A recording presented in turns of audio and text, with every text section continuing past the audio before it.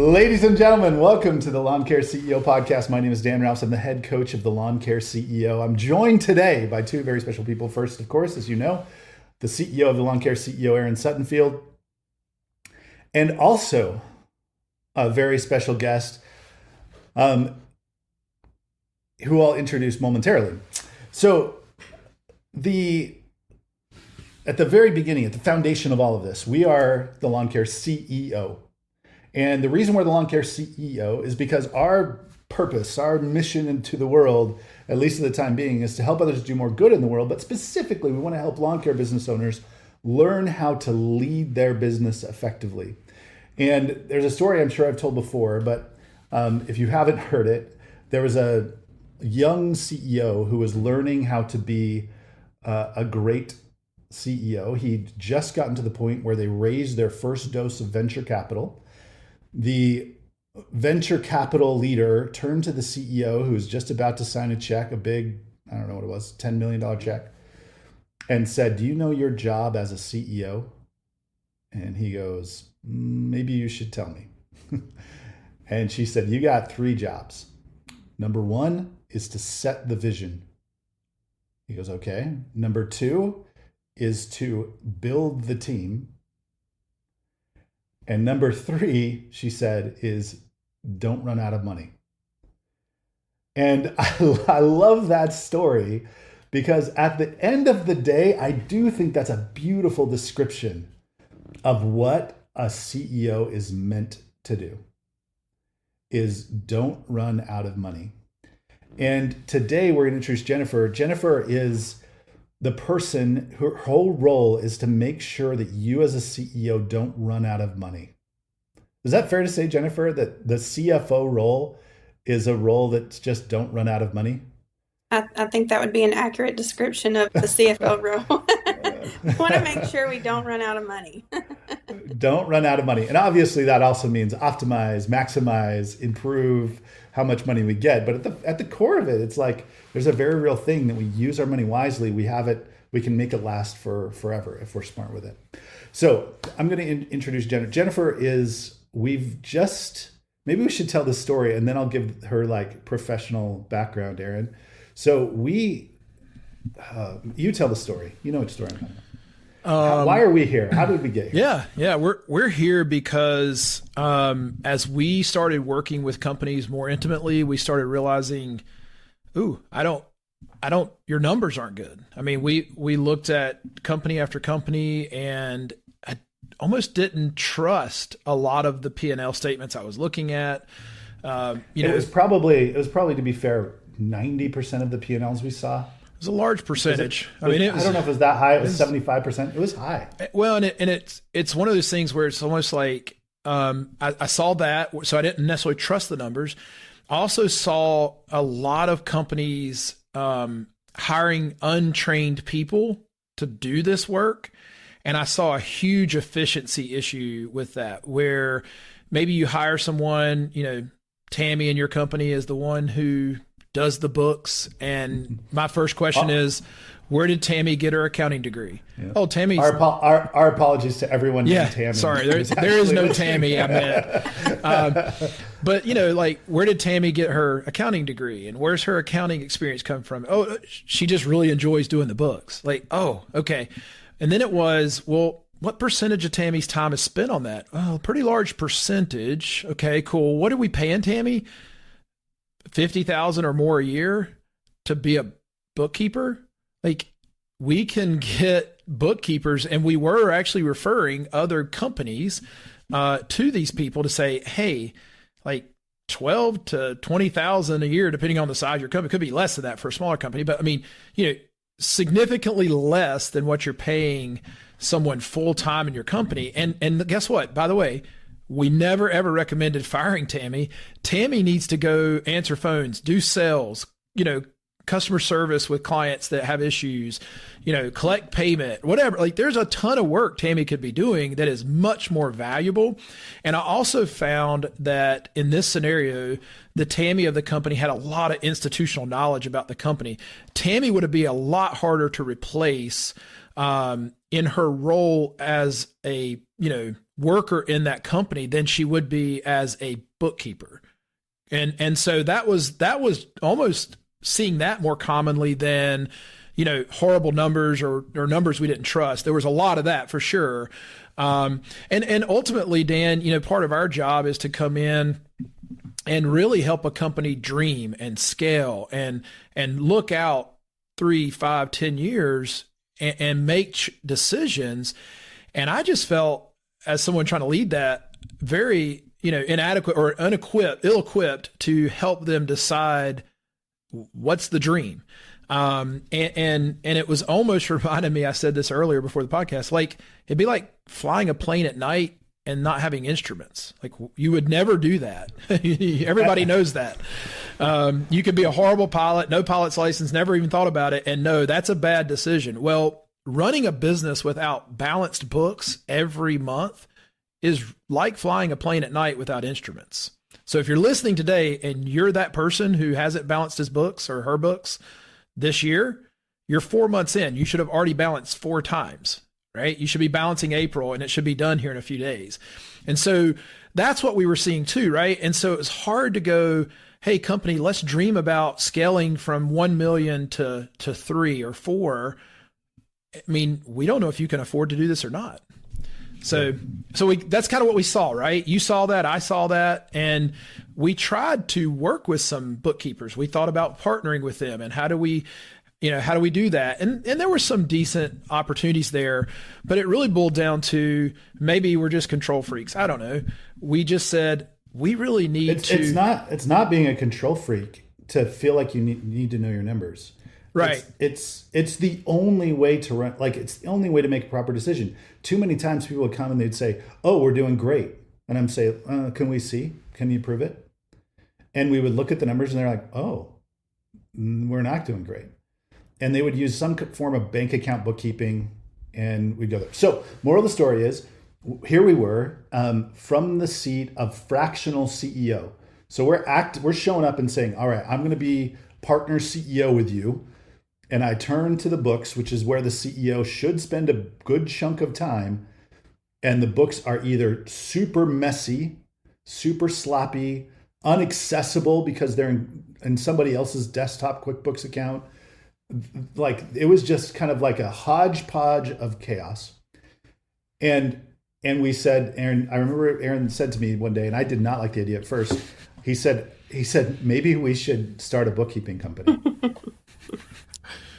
And I remember, and I don't even remember what my response was. It was something like, Aaron, we probably should start one company at a time there, Aaron. Like we don't need to start an extra company. And my college, I was in college for 9 months, and in that 9 months, I took an accounting class, and that professor would laugh that I was suggesting that we start an accounting company. But no, I mean, in 29 years of running a business, I've always appreciated I've always had pretty good books. I've always been, it's been very important to me. I'm a data-driven person. And so I just was surprised at how many business owners didn't have better books. I think that's probably the thing that surprised me the most when I started helping companies.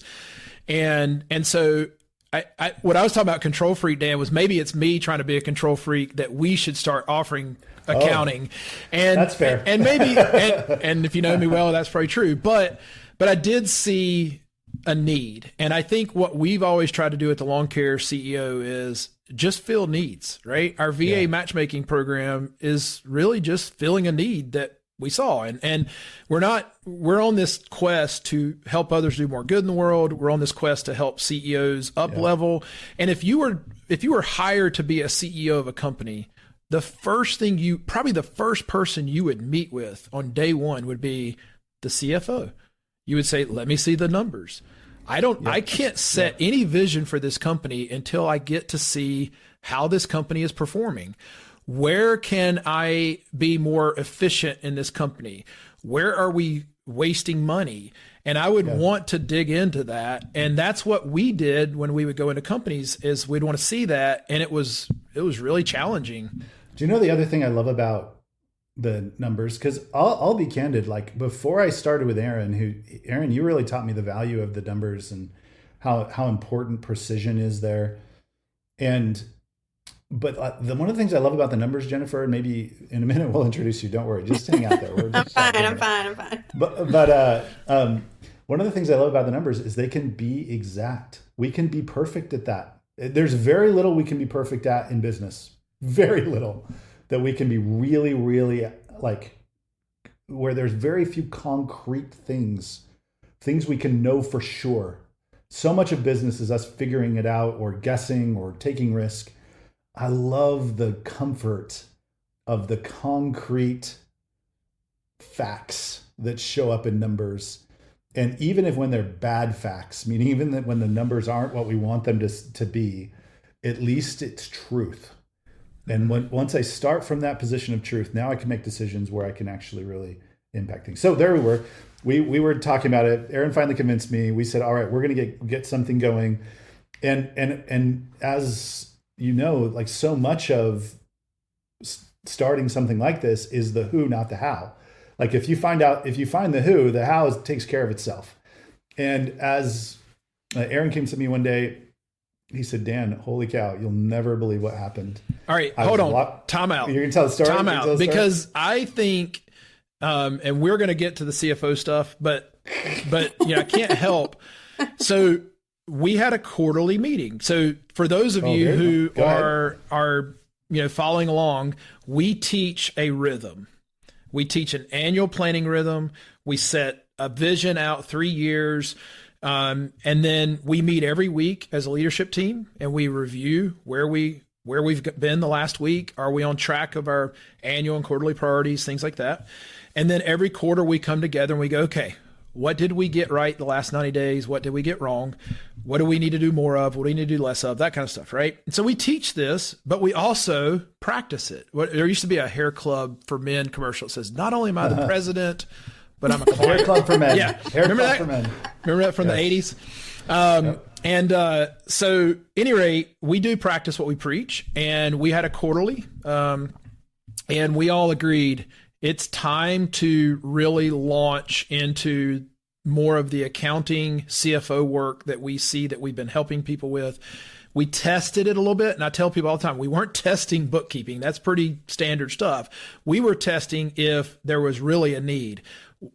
Another good advice for you guys out there, before you go launch some new service in your business, test it a little bit. We tested a small sample size of about 8 to 10 companies that we had a great relationship with. And we have a good bookkeeper on our staff, and Melissa does a great job. And we were testing some clients that we had a great relationship with. And we were like, we really like this. This is working well. They're valuing it. We're really working hard. We were testing the reporting. What were we going to report? What were we going to share? To be fair, we tested it on your lawn care company. Yeah, you were the first. You're the first one out of the gate. I'm always the guinea pig. You're not only the owner of Lawn Care Books, but also a client. He's also a client. So, but after about 6 months, we said, we like this. This is really helpful. I think we are helping people.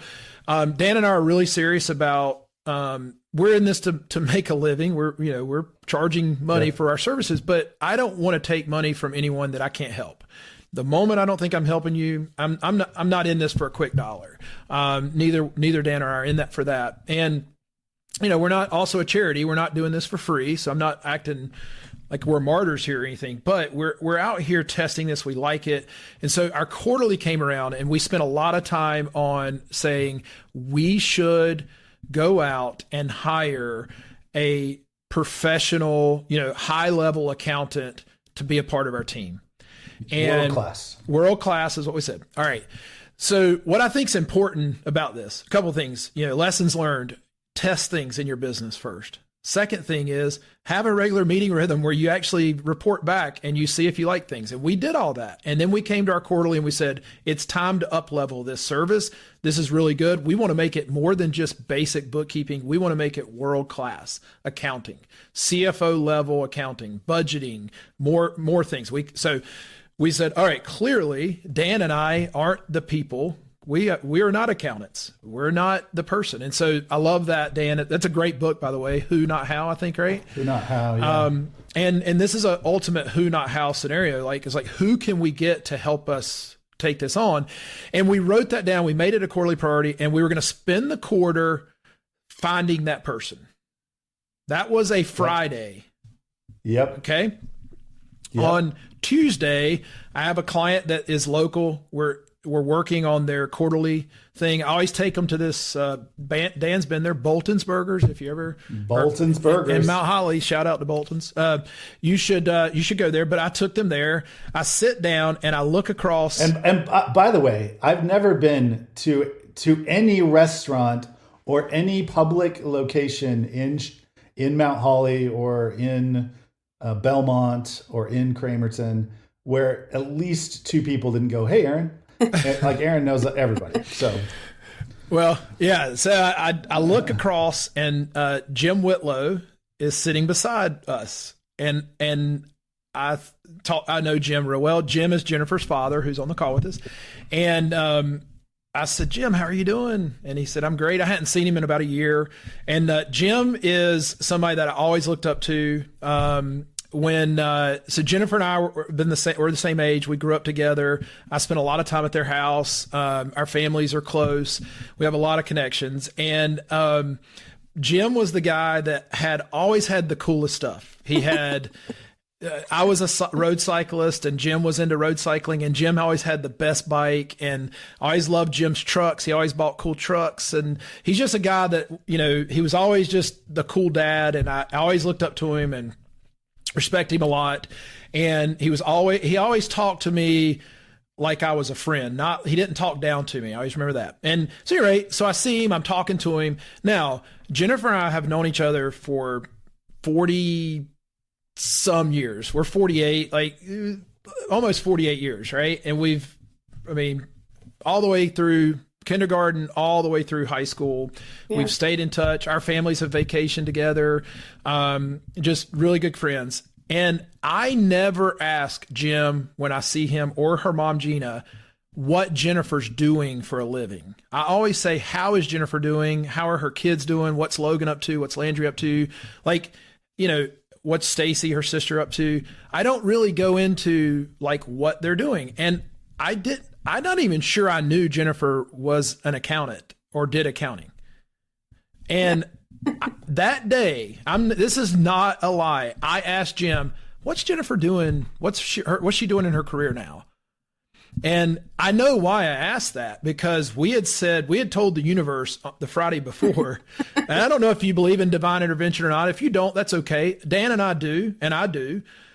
We told the universe that we need a professional world-class accountant. And the next Tuesday, I'm sitting in Bolton's in Mount Holly. At that moment in Phoenix, Arizona, I was saying a silent prayer that we would somehow find. And no lie, guys, this is not for dramatic purposes or anything like that. Dan and I can be that way, I know. But seriously, he says, "Well, she taught college level accounting for years, and the last 10 years she's been doing small business accounting, and she works with like 8 or 10 businesses, and she works with this other company." And I was like, "Are you serious?" He's like, "Yeah." I said, "I need her number. I think she could help us." And my thought was, I'll talk to her and she can help us find somebody. We could probably convince her to help us on the search and interview people. And so that's lunchtime. So I finished my coaching thing about 4:30. I immediately call Jennifer, and she goes, "I've already talked to my dad." He's already told me about it. And he's like, "If Aaron doesn't call you, let me know, because I'm going to call him." And so I share with Jennifer what this quest that we've been on to help companies, and we've got this really cool partnership with Harrell's, and we're working in lawn care specific, and we're trying to figure out how do we share this with more people. And I said, I think we've got a really good opportunity to help a lot of companies with their finances, and there's a need there. And the more we talked, we realized not only could she help us find somebody, but she is the person. And I called Dan after that and said, Dan, you got to agree, because she's my friend, and I don't want to be too close to this, but I think she could be the right fit for our company. We went through an interview process. We all chatted, and here we are. So Jennifer Whitlow Threat is our CFO. Yep. So Jennifer, and the thing that I'll just add to this, as I went through this process of getting to know Jennifer, the thing that I always hunt for, and whenever I talk to any professional, is one, do they believe in the principle of simplicity, meaning simple rather than complex? And Jennifer regularly, when we're looking at P&Ls or whatever, she'll go, well, that's weird. Why would they do it that way? That's just making it more complicated, right? And two, I appreciate Jennifer because she's curious and soft-spoken, and which is hard for her to be on a podcast, but she's always like, she wants to know before she comments, right? So she's like, send me the numbers. Like, I need data. And that's exactly what you want your CFO to be. You want your CFO to be a data-driven, curious seeker of truth and fact before they, us as entrepreneurs, we'll spout off and, we'll comment on anything or have an idea or opinion about anything. But we want our CFOs to be rooted in facts. So Jennifer, welcome. Thank you To the Lawn Care CEO team, and welcome to the Lawn Care CEO podcast. It's been exciting so far. I'm enjoying it. Getting, having this opportunity to help and to make a difference and to see these businesses grow and to see what you guys have already done along the way, and just, make it better. That's why I'm here. So help us, those of us, I think I titled this podcast Budgeting, Bookkeeping, and Bears Oh My, because I do think that for many people, it's a little scary. Like, the numbers side of the business is a little scary. It's not, don't mean to overgeneralize, but it's not uncommon that the guys that I work with weren't good in math class. They're great salespeople. They're great at getting people to buy in.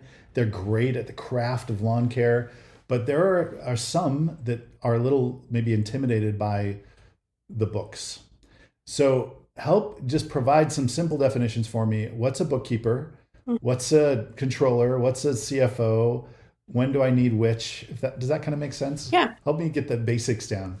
Well, a bookkeeper is really looking at your business transactions, your day-to-day, making sure that they're in categories that they should go in, whether it's revenue that's coming in, what kind of expense is it? Does this need to be an asset? Is this something that you owe? Is it a liability? So bookkeepers are familiar with all of those. They are reconciling your accounts every month, making sure that the bank statement matches up with what we've got going on in QuickBooks or whatever software that you're using to run your business. So that is their role, kind of the day-to-day operations on the financial aspect of it. And we kind of talked before the call that there are kind of like 4 scenarios we see, right? We see the scenario where it's like, again, Aunt Mildred was doing the books and who just kind of likes doing them, and it's her hobby, or she has a part-time gig and she uses QuickBooks Desktop to like make her decision, like put her information in. The second scenario is kind of like, I try to do it myself as a business owner because don't feel like I can afford anyone to do it. I don't maybe trust anyone else to do it. Right. But it only gets done but once, a quarter, maybe, if I'm lucky. So like when it comes to, you probably bumped into people who are transitioning out of those stages into a more professional bookkeeping company. Like, what is the risk? What's the danger of maybe not using someone who really knows what they're doing, or trying to get by and do it yourself? Right. What are some of the risks there? Well, some of the risk, first of all, anytime you're using any type of software, you can teach yourself to click the right buttons, right? So you could maybe learn QuickBooks. You could maybe even pass a QuickBooks certification test, but that doesn't mean that you can take that information that you've put together and tell somebody what to do with it or tell somebody what it means. So that's what I was talked about a little bit earlier, is if, someone that doesn't have an accounting background, they may not be able to tell you, why your owner withdrawals are affecting, you don't see it affecting your net income on your P&L. But if you decide to put that owner transition from doing owner withdrawals to putting them on payroll, what's your net income going to look like? So really explaining to, the business owner how these financial reports relate to one another. Why it matters for an expense to be, in cost of goods, things like that. I don't think people necessarily, they may just go based on history and where they've seen it, before in that category, but they may not be able to explain why. And as a business owner, you want to know the why behind your financials. Also, another thing, someone that's not trained, is the time and efficiency. I spoke with someone the other day, and they were having their admin do their QuickBooks, but it was taking them hours to do the reconciliation. And that's because they're not trained in it. They don't, if something is off balance, why? Where do I go to look? How do I, what are the shortcuts to figuring out why it's unbalanced? So you're probably spending a lot more time, and maybe that time translates into more money if you're having someone that's not trained in bookkeeping. So this is a random story, but it just like popped in my brain. But my wife is a labor and delivery nurse, and when she was pregnant and a labor and delivery nurse, she would work nights. And I would go into the hospital periodically when we were in this small town hospital and it was really slow. And I would do ultrasounds with the ultrasound machine. Literally, I'd pull up the doctor's stool and I'd like scooch over and I'd pull up the ultrasound. We were like hanging out together at night at her job, and which was very fun. But I'll tell you what, I didn't know how to use an ultrasound machine. I knew how to turn it on. I knew how to point it sort of in the direction, but I had no clue whatsoever. And it got a little weird when some woman, another pregnant woman who was also a nurse, was like, "Will you come do an ultrasound on me?" And I was like, no. Like, I don't think you understand here. And that's probably a good sign, by the way, that if your friend came and said, "Can I use whoever you're using for bookkeeping?" and you couldn't recommend them, you're like, no, you don't want my person.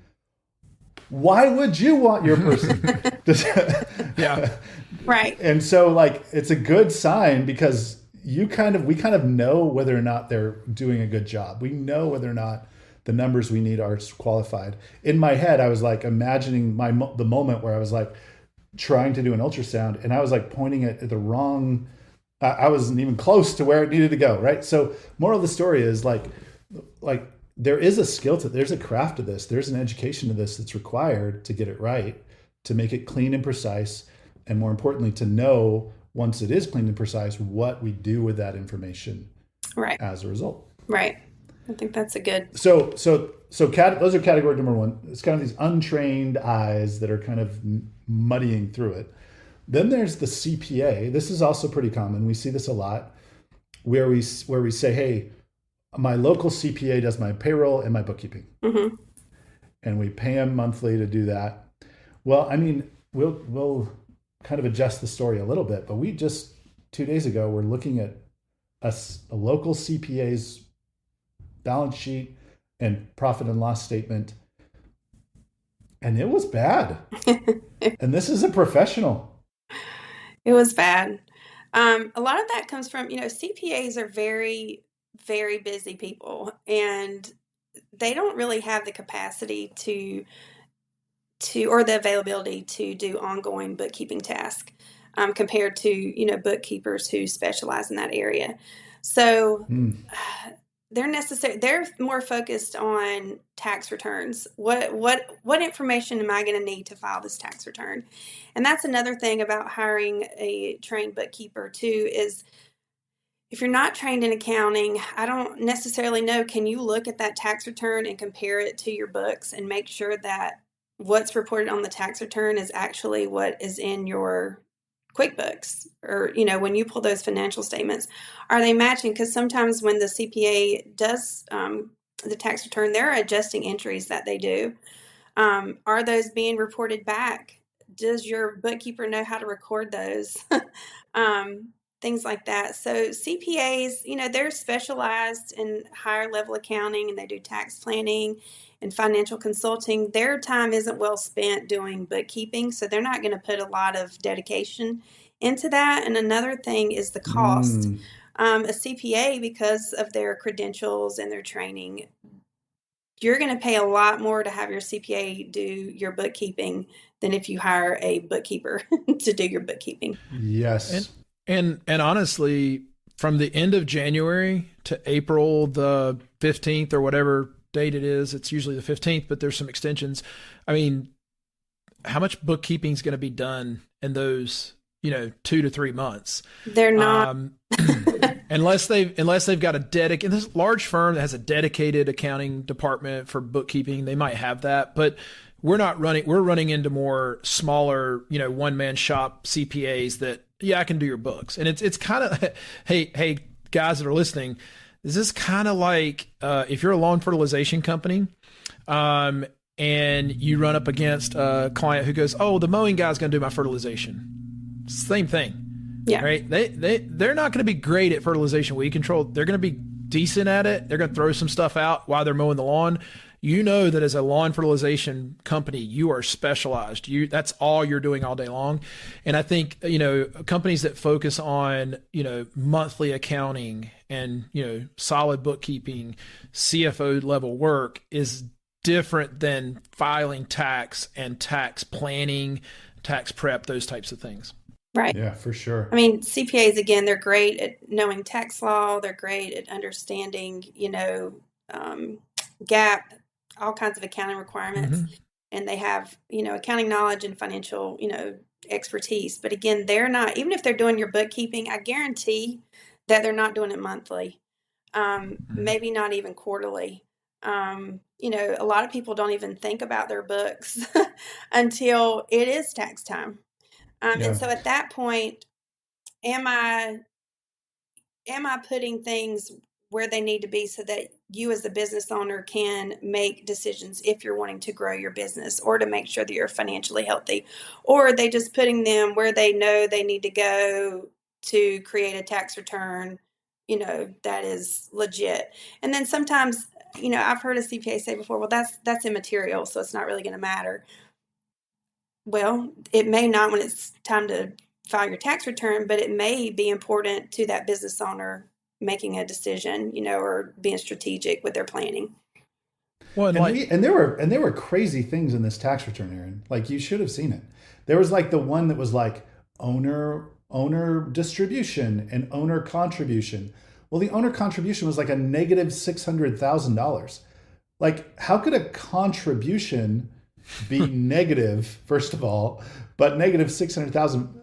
And one of the things you said when we were kind of like, shouldn't have. Well, anyway, if they're listening, they know who they are. So nobody else. It's okay. But it was crazy. We can fix it. Yeah. But the thing that was interesting about that is that you said something else that made the CPA more difficult. You said, well, they might not work in lawn care. Like, they might not know the lawn care business well enough to where they're going to account for it slightly different if they're used to doing manufacturing or if they're used to doing, production, some government contract work or, right. Something else that's kind of weird. How does the industry specific knowledge impact, our ability to be a good bookkeeper or be a good CPA? Well, I think it helps us, on the financial side, work hand in hand with the coaching side, because we know what you guys need. Since we're industry specific, we're going to understand lawn care. We're going to understand what the chart of accounts should look like, what they need to look like, what needs to go where. We're not dealing with multiple, different types of business. We understand what information a lawn care needs if they want to grow their business. What information do they need from these financial statements for their coach to be able to coach them, and know that the information is reliable. That's the biggest thing about financial statements is you want reliable financial statements. Accurate, like exact. Right. One of the things that I keep having to remind CEOs that I coach is they're actually in charge of the charter of accounts, right? Like they get to kind of dictate what that looks like. So even if you're not using a, industry specific bookkeeper, you can go to your bookkeeper and say, no, I want direct labor in my cost of goods. Or no, I don't want my fuel in my cost of goods. Or no, I want all of my, they can kind of dictate that, right? There's not like is there a legal standard about what has to be included where? Not really. So a lot of that is, maybe preference. I mean, again, what a CPA is going to tell you is it's immaterial. But you want it in areas on your financial statement that are going to, again, help you make decisions. I mean, you want it to be, within reason of being where it needs to be. But yeah, if someone wanted we're not putting direct labor under travel, right? Right. Yeah, of course. Right. You want to, make sure that that's done correctly. But a lot of it is like preference and what helps you see the numbers, understand the numbers, and get the data that you need. Yeah. I think when I first started looking at my P&L and started understanding the P&L process, like honestly, there were some lines I didn't even know what it was. And I don't know if those listening have had that moment where they're looking through their P&L and they're like, I don't know what that is. I don't even know. Like, I think any responsible CEO should know line by line what every expense on their P&L is and what it's being used for. Is that too much to ask, Aaron? No, not at all. Like every line, you should understand, know what it is, know why you're using it. And again, all that gives us is puts us in a position where we're doing that third piece of the puzzle, which is set the vision, build the team, don't run out of money. In other words, be fiscally responsible. Understand where your money going and why. Like I'm going to misquote someone, but someone said, money loves people who are responsible with money, and money abhors runs away from people who don't take good care of it.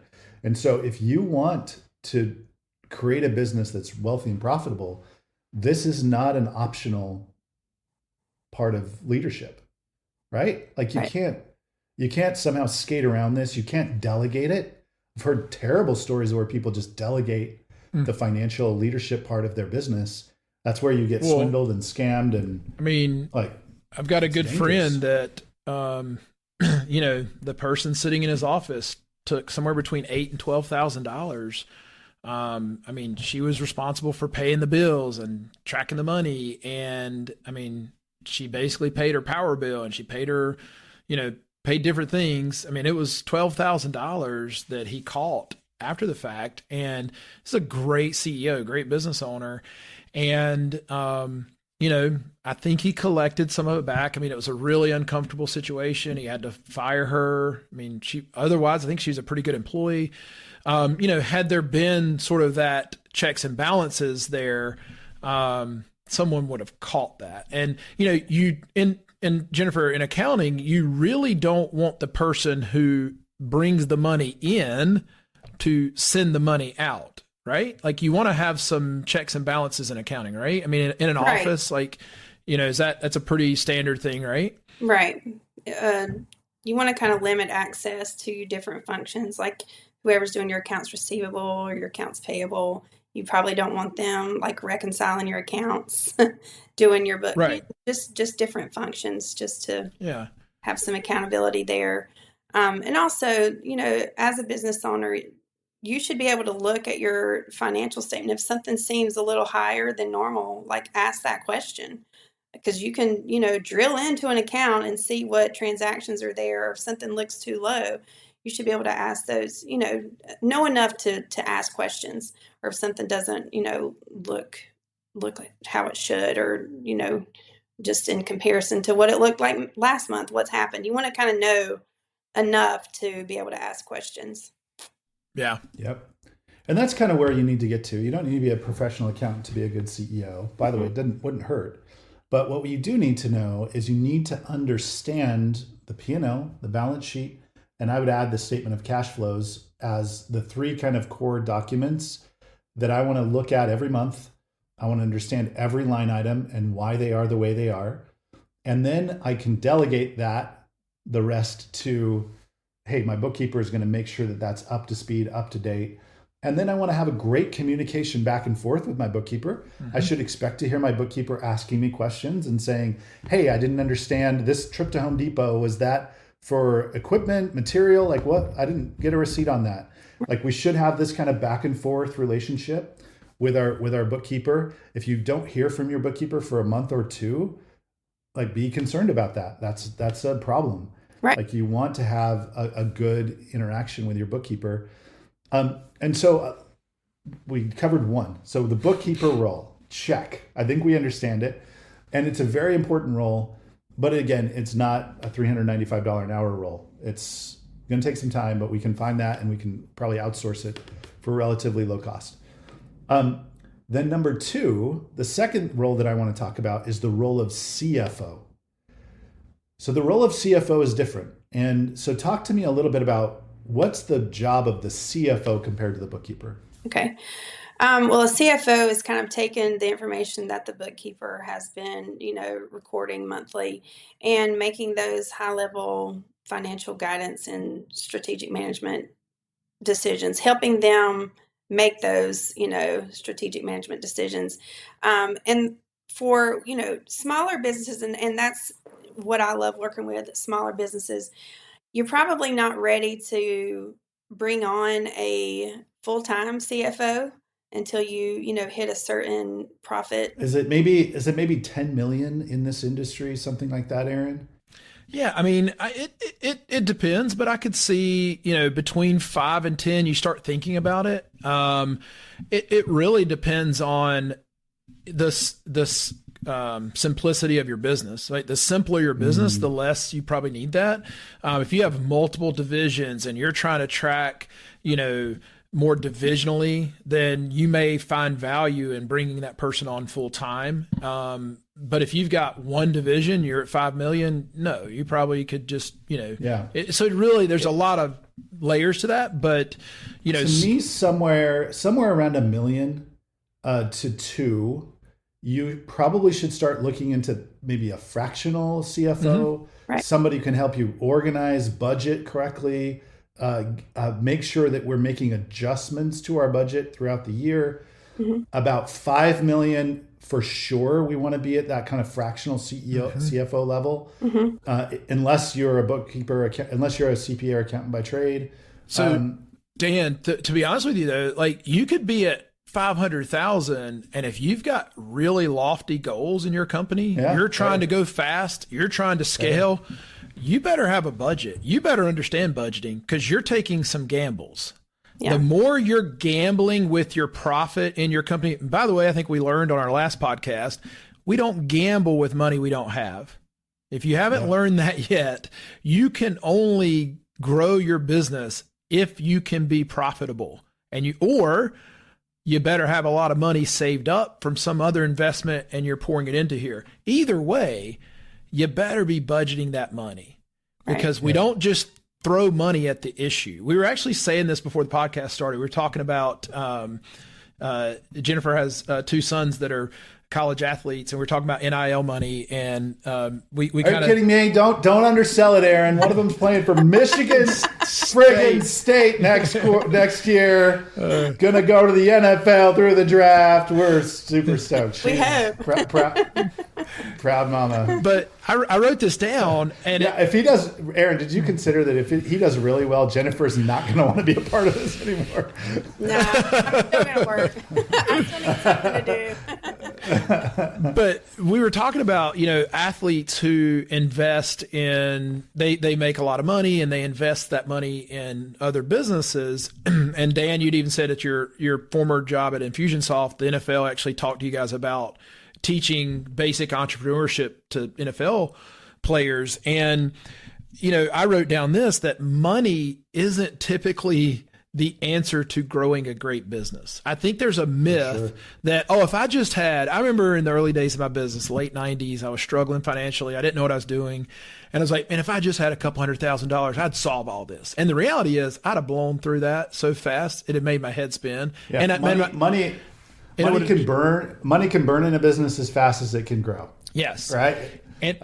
And so like the reality is I don't need to have, now listen, if I've got a great idea, I've got a proven system and a proven process in my business, I've proven that I can get a great gross profit in my business, right? Because we know revenues for vanity, and profit helps us have sanity, right?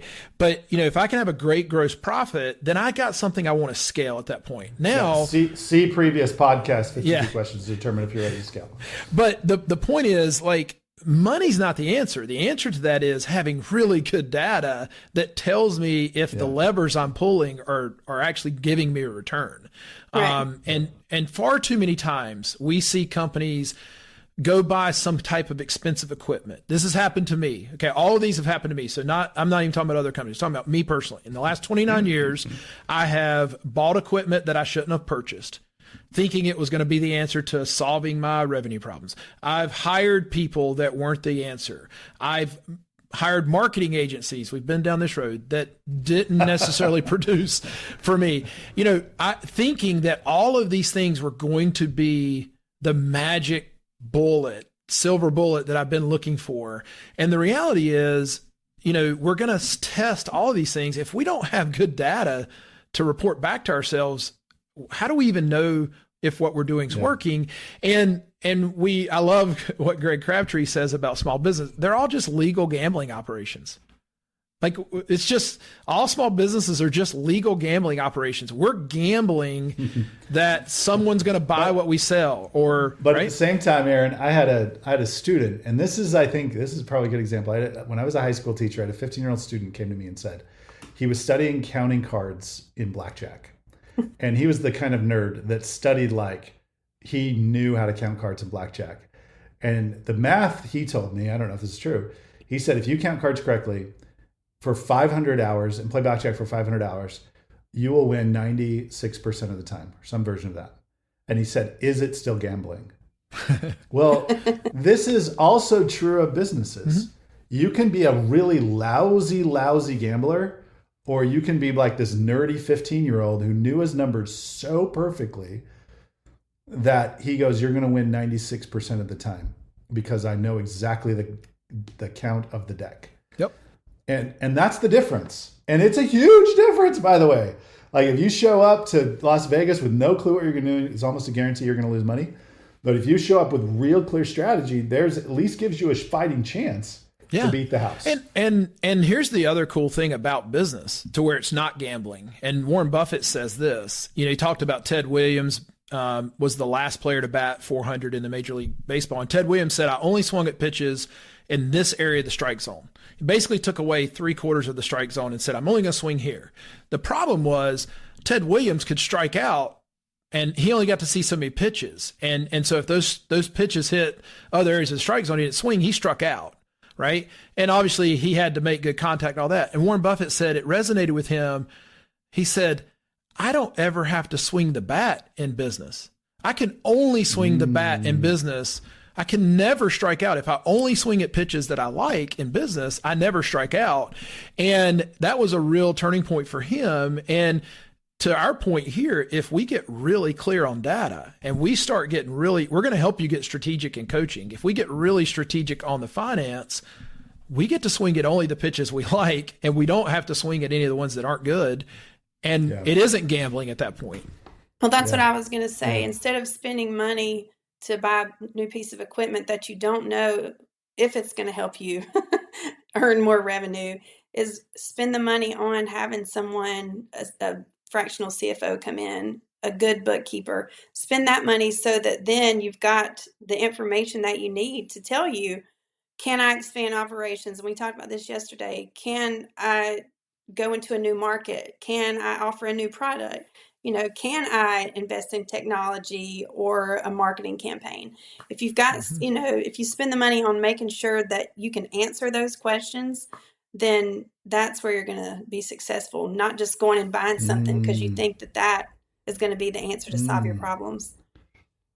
Yeah. I think that this level of financial responsibility, I think we need to transition it out of an optional expense and move it more towards a cost of doing business. Mm-hmm. Similar to tax, similar to the internet bill, similar to having a facility or equipment. Like, it's almost that important to me. My wife is as I mentioned many times, is a labor delivery nurse. And, at one point we were doing service work in Mozambique, Africa, which is a super poor area of the world. And she's a labor and delivery nurse. And so as a part of the service, there was a moment where she was helping a baby to be delivered. And she said, without the equipment, without the data, without the monitors and metrics, it was terrifying. And by the way, the success rate goes way down in those situations, and which is super sad, by the way. But at the same time, I feel like it's like you wouldn't go to a hospital and they'd say, so do you want us to monitor your heart rate while we're doing this? Or like, it wouldn't be an optional, right? Like, we're going to charge you a little more if you want the heart rate monitor. It's like, no, like, we expect that every time. Mm-hmm. And it's, again, it sounds silly, but having been around enough businesses, to me, it's as ridiculous to show up to a business and have them go, I'm like, so can we see your P&L? And they go, well, we don't really trust it. Yeah. Because how do you evaluate your financial health? How do you evaluate it? There's no way for me to make almost a single decision in that business other than let's figure out our books until that's clear. So I have a question. I've been on this like search over the last year, I guess 6 months, to like, I don't want to be a dream killer. I don't want to, tell someone, it's crazy for you not to think about growing a company to 10 or 20 or 100 million. I have a client right now I'm coaching, and his dream is to have $100 million company. He's 26, and he's smart, and he's humble, and he's hungry, and right now he's struggling. But I think I'm not gonna tell him he can't, right?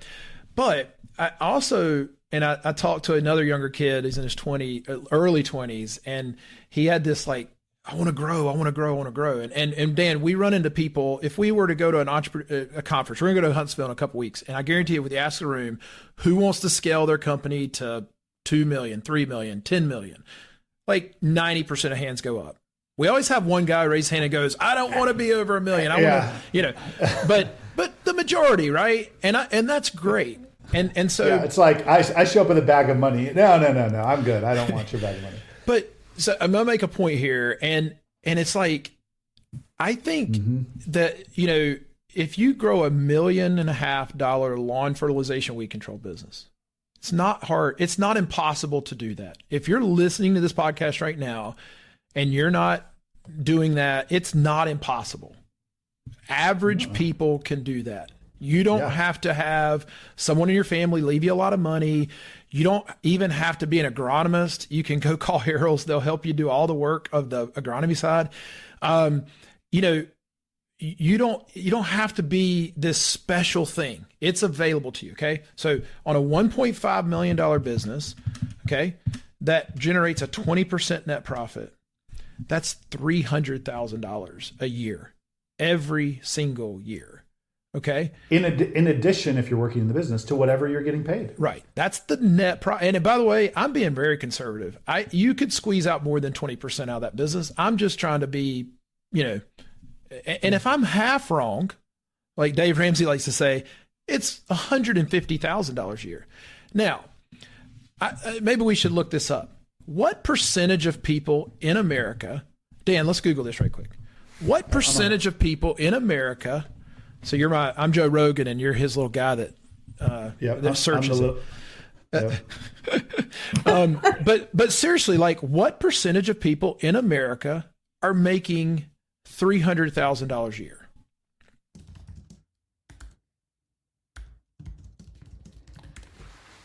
Coming. Based on IRS census data as of 2024, you're in the top 5% of income earners if you make more than $300,000 a year. Okay. So my point is this. if you want to scale a 10, 20, $30 million company, $100 million company, if you dream of private jets and buying an island somewhere, go for it, man. I will push hard on you and want to get to the why of that, because I want to make sure that you have good intentions. But you could run $1.5 million lawn fertilization weed control company that spends off $300,000 to you and work 2 hours a week. Yeah. Now what, listen, if you look at that and you go, but no, I want a $10 million company. I'm fine with that. I'm good with that. But yeah. I bet you that less than 1% of people that listen to this podcast are making half of that money. And if they're making anywhere near that money, their life, they ain't doing it in 2 hours a week. Right. Yeah. And so everything that we talk about on this podcast, there's not one thing that you can do that's going to get you there. It's a combination of things, right? Yep. You've got to be a good CEO. You have to have a good service offering. You have to have good processes. In my last podcast, I listed 52 things, right? At very least, we out of 161. Yeah, there's a lot. But I just want to say, like, if you get to 1.5 million and you have like unbelievable gross profit and you know your number and your cost of goods is less than, 32%, and you're like, let's keep going. Good for you. You're going to go do amazing things in the world. But I think that, let's get here. and so I don't know why I'm talking about this, because I've just felt like people are skipping like 10 steps. And also had a client it's very similar to the Dave Ramsey, world, where Dave Ramsey is talking to all these young people who want the income and lifestyle of their parents without being willing to go through the hard work and effort and struggle to be able to have that nice house and the pool and the boat and all the things. And in a similar way, I think, I was chatting with a young entrepreneur recently who was like, had stars in his eyes, big things, and wasn't willing to be disciplined in his spending, wasn't willing to be disciplined in his financials, wasn't willing to be disciplined in his numbers. And that's, by the way, why we sometimes have to consult and hire and find people like Jennifer to say, come be a part of this. Teach me what I need to know. Help me learn the craft of understanding my numbers, because I promise you, there are absolutely zero people who've grown $10 million companies who haven't learned the numbers of that business and haven't really mastered the numbers of that business. And that's like, I don't know, maybe there probably is an example or two, but it's like 99.9% of everyone I've met, if I said, tell me about your P&L, they can talk for a long time because they've gone and done the discipline work to do that. So I say this really because this happened this week with a client, and he'll know who he is, and I won't say his name, but he had gotten his company really healthy, and he wasn't healthy 18 months ago. And net profit was up 300% from January to April over last year. Okay. Jennifer, I can't remember. Is that good? And his gross profit was up significantly. He produced like $129,000 more in the same period and spent like $20,000 less in labor to do that. Like, it's just really awesome numbers. Okay. Well, as all entrepreneurs, we're just all kind of gamblers, right? We're just all out there like, what's the next thing? What's the next thing? And he had started this new brand, this new lawn fertilization brand. He's real excited about it. And he had finally found some peace over the last few months in his business. And he started this new little brand, and he was like pushing hard, and he was trying these different marketing things, and he was kind of going back to the old gunslinger gambling stuff. And in our coaching call, I said, time out, stop. Let me pull your numbers up. We do your books. Let's look at this. And I stopped and I showed him how well he was doing. And he called me yesterday. He goes, do you have a second to chat? I said, yeah, sure, man, anytime. And he said, thank you for showing me that. I had fallen out of love with this business. This is what I wanted, 18 months ago when we started working on this task of getting here. And I forgot about it because I started chasing this other thing. And I guess my point is about this is I'm not saying don't go chase big things, but don't lose sight of this thing that you built. Like, like what's the saying? Like, you're where you dreamed about, at some point in your life and you don't appreciate it. Like, just stop for a moment and stop like the fire emojis and the let's go stuff. And let's just like appreciate, be where your feet are, man. Like, be where your feet are. You could easily be in the top 5% of income earners, 5% of income. Yeah. Like every single person. By the way, 600K is the top 1%. Right. And so, Dan, by the way, I asked another good friend of mine who has a $1.3 million fertilization weed control business. He also has a little marketing agency. He understands all this. And I said, hey, if I forced you to move your company 5 hours away and start a new company from scratch, nobody knew who you were, how long does it take you to get to $1 million in your opinion? And I said, now in this scenario, you can't buy any clients. You can't do any crazy, like excessive marketing spend, just average marketing spend. You're not going to be really aggressive door-to-door stuff. You're just going to like digital market, brand your company really well, yard signs, kind of boots on the ground type stuff. Okay. And he said, I think 7 years, I could get to $1 million. So if you're listening to this, in 10 years, I think you can get to 1.5 million and be in the top 5% of income earners in the country. All you got to do is just be patient, be disciplined, be patient. And the reality is, Dan, how many times do we walk into companies that have been in business far longer than 10 years that are broken, that are in debt, all the time. Right? All the time. And all I'm on a quest to do is let's get here before we go to the moon. Let's just let's enjoy this area, right? Like Mars sounds great. And I'm all in favor of I'm interested in that a little bit, but like, man, I hadn't seen all of America yet. I hadn't seen the rest of the world. And I just feel like we're kind of doing that in business. And so not to be a dream killer, I just want you to be profitable. I want you to do more good in the world. And you can't do a lot of good in the world if you're broken, if you're broke. Yeah. And so let me kind of like wrap up with this, Jennifer. And I mean, obviously, I don't know how to not have this be a little bit of a commercial for our bookkeeping business. We've designed it very intentionally to help people.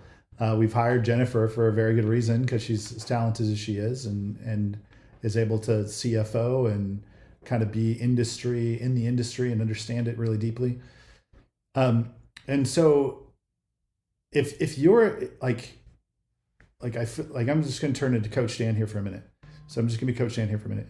If you're in a position where you don't know your numbers or don't feel confident, or you feel like your CPA isn't doing his job, you feel like your bookkeeper internally, externally, where you're not confident in those numbers, when you pull up the P&L and you're reviewing it regularly, if you're not doing that, that is such an easy fix.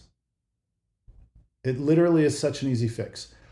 Or if you're in a position where you don't know you don't even know enough to not know whether or not your P&L is any good, like, please reach out to us. You can either go to lawncarebooks.com, you can schedule time there, or you can email info@ceocoach.biz, and we will review your P&L for free. We'll take a look at it. We'll kind of say, yeah, looks good, this looks bad. We'll show you what's there. Like Aaron mentioned earlier, if we're going to work with you and you're going to be one of our bookkeeping clients, which I think some of you will be, we want to make sure that it's going to be really beneficial for you and that we actually are going to be helpful to you.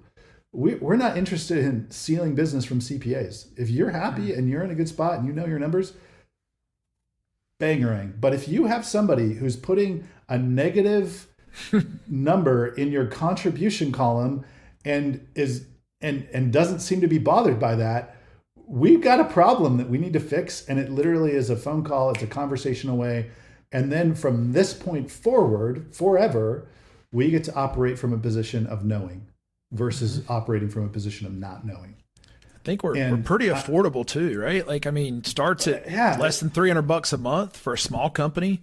That's not what every company's going to be. We're going to be basing your business just like you do on your lawns. The size of the lawn dictates the price. The size of your bookkeeping, the needs that you have. Jennifer and the team are going to look at that. But we're starting at $300 a month, $297. I think that's a Walmart thing, right? It's funny. I have a person right who's like, but my bookkeeper's cheaper than you, and I'm like, and you hate them. It's like, of course, bad is better is cheaper than good. Right? This will resonate with this crowd. Hey, how much do you hate it when your client calls you and says, "Hey, I hate TrueGreen, so I'm switching. I'd like it a price." And they call you back and you go, "Hey, you're $10 more a visit than TrueGreen." Wait a minute, you can't compare me to the bad company, right? No, but our goal here is to be one of the best in the industry, but not necessarily the most expensive. We're not trying to, take advantage here. So I feel like we've got a really good entry level. So if you're a small company that really needs this, you don't understand this, it's affordable. We're going to be, scalable up to, the size of your company and your needs. I think we've been very fairly priced. Jennifer, we've priced quite a few recently, and I think we're very competitive, which has been good to see. That means that by the way, we understand our numbers, so we can provide the service and we're not necessarily the most expensive. That's a good thing in our business, and we feel good about that. Listen, I think the CFO, we kind of have 3 layers here, right? There's the monthly bookkeeping, which is going to do basic bookkeeping. We're going to be industry specific. We're going to help you set those chart of accounts correctly. And then we're going to help you with the categorization of those transactions each month. And we've got a pretty cool system that we're going to use to manage this with you. I'm a client and I've really enjoyed, I'm not getting emails saying, check these receipts. I'm getting this, our system is actually sending me information, which is pretty cool. If you're not getting coaching from us and you want to do some, a monthly coaching call that's all financial based, we have a scenario or an option for that. And so if you just want to jump on a call with somebody once a month, we have a level for that, which includes the monthly bookkeeping plus the financial analysis. And then we actually have a CFO strategy. So this is the one where I think is going to be really cool. This is the one when we said we want to be world-class accounting. We didn't want to just do basic bookkeeping. We want to be more than that because we think there is more to it than just getting the data put in correctly. It's actually what do we do with the data? So the CFO strategy is really designed to have Jennifer sit down with you one-on-one and set a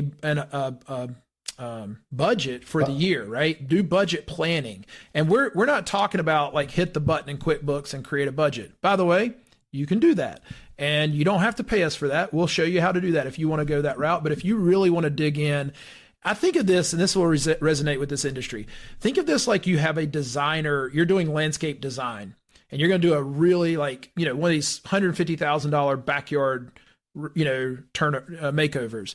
You'd have a designer come out, meet with you and your family, talk about the vision of the backyard, right? That's what Jennifer's going to do with the budget. She's going to sit down with you guys, help you guys plan what are the needs of this company, what are you trying to accomplish, build a budget to do that, come back to you, present it to you, make tweaks and changes, and then every quarter check in to make sure that you're on track with that budget.